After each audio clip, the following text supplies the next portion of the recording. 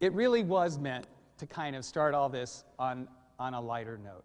And the things that we're talking about actually are kind of heavy. And they're rooted in our scripture for today, and really they're rooted most deeply and profoundly in a decision that Paul makes. And the decision was simply this: I am going to open my heart to the people of Corinth. And by opening my heart to the people of Corinth, what I want to tell them and what I need to tell them, because his fear was that God's grace, all of this amazing, powerful, wonderful, beautiful love, this acceptance, this forgiveness, the whole thing is going to be in vain. It won't come to anything. It won't matter. It will die if we do not somehow share that with one another. And so to help them see this, he decides that he needs to open his heart to them and to share with them some of the challenges and hardships that he has been dealing with as he seeks to live this out, as he seeks to live out and share God's grace and love with others. And so he lists all these things that he has gone through.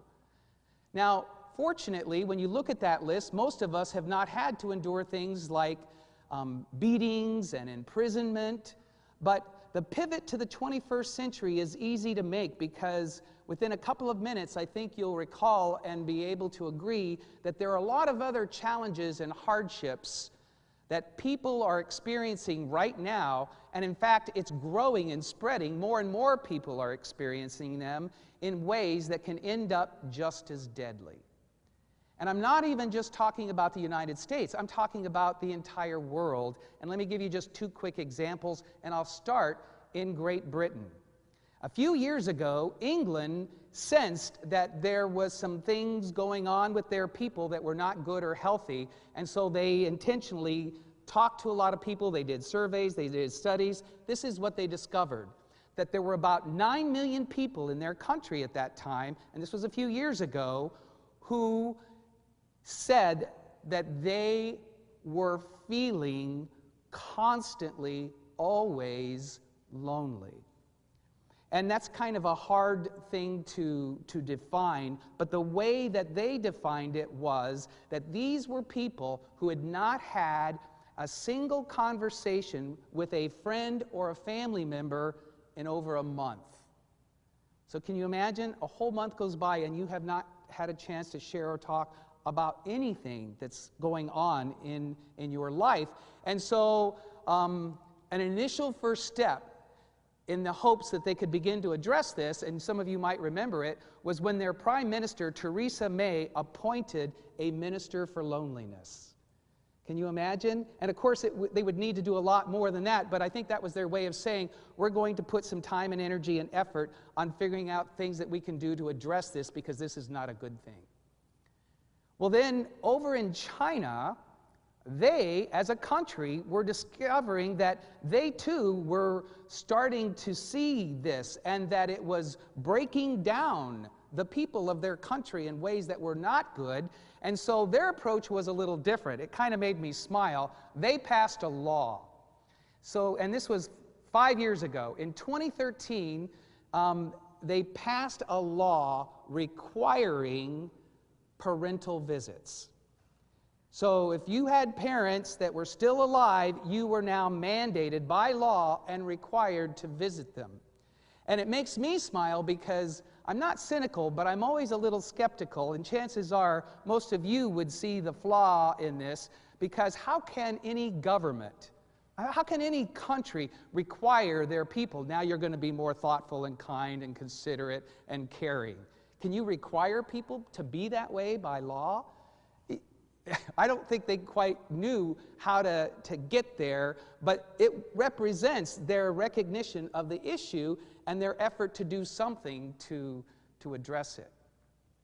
Well, now here in the United States, as we have our academic people and our researchers who study these sort of things, sociologists, social workers, what they quickly pointed out is something that we all know as well, is that when you're talking about things like anxiety and depression and loneliness, that these are not things that are confined to just the elderly, right? I mean, we know that. In fact, but let me tell you a quick story about Han. There was the Chinese people, they knew that the laws themselves weren't doing it, so they wanted to do like public service announcements. They wanted people to recognize how bad it has gotten. And so there was a man named Han who was getting some attention already, and they decided to tell his story. The reason people were kind of picking up on him is because he was putting flyers around his community. And it had his picture, and Han is 85 years old. And so on the flyer, it said, "I am looking for someone to adopt me." And it had his picture, and he said, "Even though I'm 85 years old, I have no chronic illnesses. I am still able to shop and to cook and to care for myself. I am just looking for a kind-hearted person or family to care about me and to one day bury my body when I die." And that was somewhat successful in that it kind of captured people's imagination and touched their heart. But of course, everything has limitations, and in the end, eventually, this particular man, Han, did die alone. So here in the United States, we know, again, loneliness, anxiety, depression, it's not limited to just the elderly. In fact, this was something that I came across which I thought was interesting. They were talking about middle-aged men, and they said that in addition to smoking and obesity, if you were to list the top things that are threatening their health right now, loneliness is in that top list. Smoking, obesity, loneliness for middle-aged men. And then as they started peeling back the layers of the onion, they found some other things that they weren't even looking for, which were sort of startling. I didn't know about this, although I guess you should see it coming. They found that young people, and we're talking late teens, 20s, like college students I think they were working with, they discovered that there has been a trend where more and more university college students are locking themselves up in their room for days at a time, because they feel rejected, or they feel like they just don't fit. They don't fit in. And so they don't go out. And this got a lot of attention in the news, so some of you may have heard this. It's kind of one of the repercussions of what we're talking about here this morning, that one of the studies that they've been tracking over the years has shown that here in the United States right now, in the last 20 years, if you look at this and graph it, in the last 20 years in the United States, the suicide rate, did you see that, has climbed now by 25%. That's a huge jump in 20 years, 25%. And a lot of it's connected to people feeling more isolated, a lot of anxiety, a lot of depression. And of course, people like Kate Spade and Anthony Bourdain, these are people that were in the news recently, just the most recent examples of what can happen when people's pain and feelings of hopelessness get so overwhelming that they are no longer able to hear or to see or to feel the love and the joy that they bring to the world and to other people. It's no less true, they do, but they can't see it, they don't hear it, they can't feel that. Now, at this point, it would be wonderful if we could take a quick pivot and get straight to the gospel and the good news, and to say something as simple and wonderful as this: fortunately, all you have to do is believe in God and everything will be okay. I wish I could put it that way. I wish I could say that if you have faith, all you have to do is believe in that powerful, wonderful, beautiful name of Jesus, and you will never again have to worry about or struggle with anything like anxiety and depression and loneliness. That'll all be gone.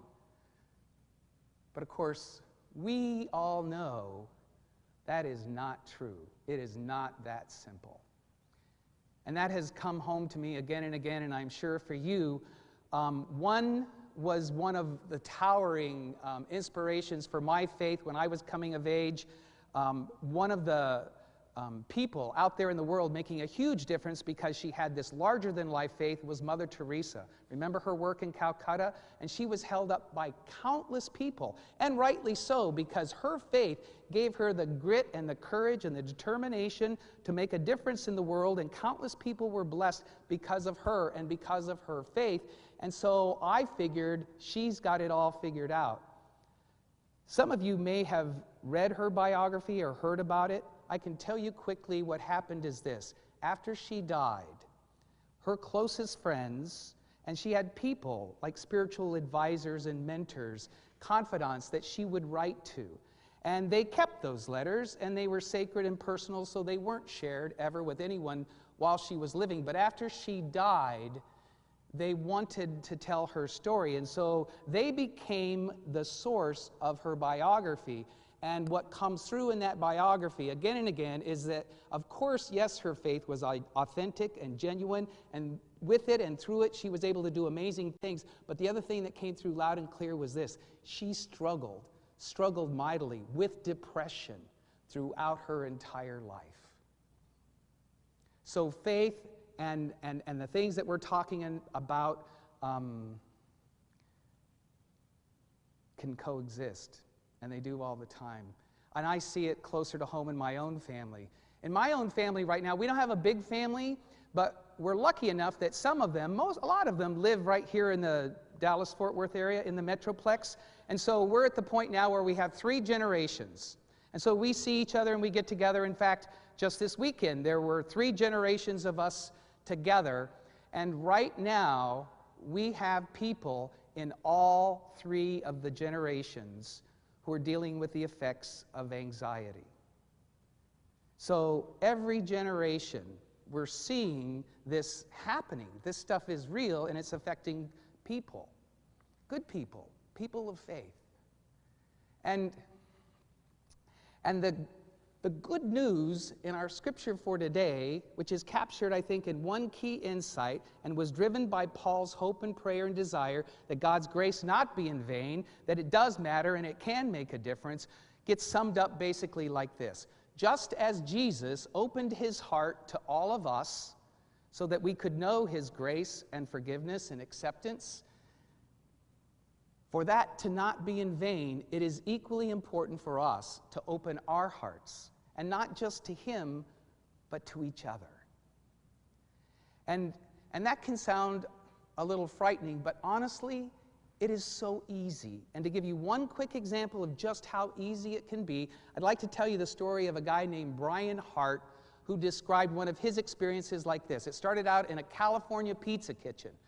He's eating lunch with his wife at a California pizza kitchen, and he said, I noticed this older woman who's really dressed nicely. And she sits down at a table across from us, and she's by herself. And all of a sudden, this little voice says to me, you need to tell her how beautiful she looks. And he said, sometimes I get these little inklings or urges, and I don't always act on them, but we're still eating our lunch. And by the time we get done eating our lunch and I'm paying my check, I still have this thought. And so on our way out, he said, I stopped next to her table and I just kind of leaned down so that she could see me easily, and we're just looking each other in the eye. And he said, very simply, if nobody has told you this yet today, I just want you to know how lovely you look. Just like that, simple as can be. And then he thought that was going to be it, so that she would hear that word. And she froze him in his tracks when she said, I know you. And he kind of laughed. He goes, no, actually, we don't know each other. I just wanted to tell you that. And she said, I know your spirit. And he said, I just couldn't move. I knew something was happening, but I didn't know what. We didn't know each other, but she has my full attention now. She said, I know your spirit. And then she just quickly said, and not in a self-pitying way, but just in a matter-of-fact way, she said, my husband died about a year ago, and that is exactly the kind of thing that he would have said.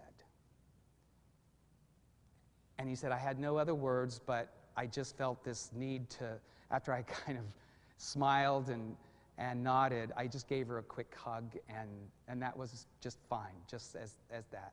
And then he left.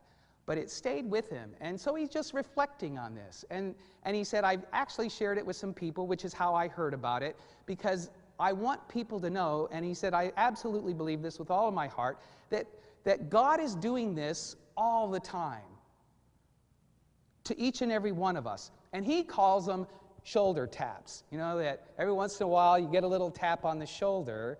I call it a nudge. I've heard some people say, I hear this little voice.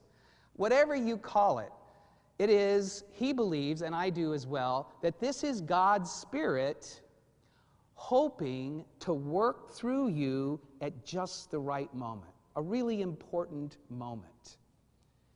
Now, knowing myself, and I think I'm a typical average person, so I'm guessing it's probably true for all of you, even though it is true that God is constantly tapping you on the shoulder or speaking to you quietly or giving you a little nudge to say something that could make a difference or to do something that is needed, even though that's happening all the time, a lot of times I'm distracted. I'm in my own head, I'm not paying attention, I'm not listening.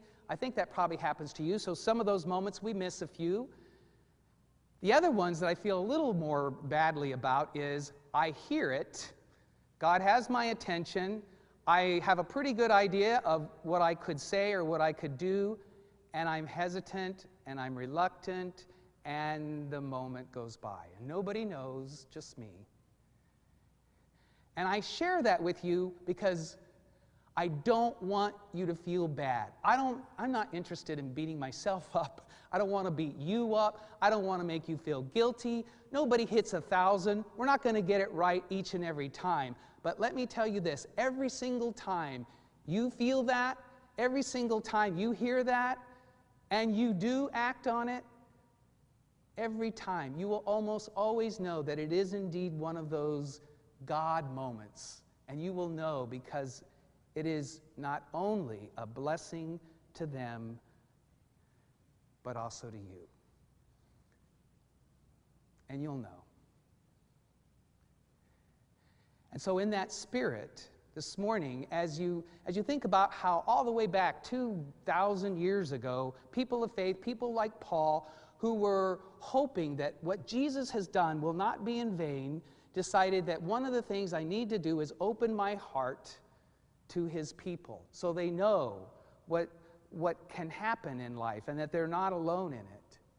And this morning, as you think about some of the challenges and hardships that you are facing in your life, because regardless of your age or your gender or how strong your faith may be, there is a really good chance that a lot of you right here this morning, right now, are dealing with some pretty significant challenges and carrying some heavy burdens. And that's why our hope and our prayer for each of you is this, that as you think about all that, and as you think about everything right in front of you now, that the power of God's grace will help you to hear this morning. And you need to hear it often, but hear it this morning also, that it will help you to hear and to see and to know in your heart that you are indeed a gift, a precious, beautiful, irreplaceable gift that has been wondrously created by God himself for the sake of the whole world and also to be a blessing to all of us. Amen.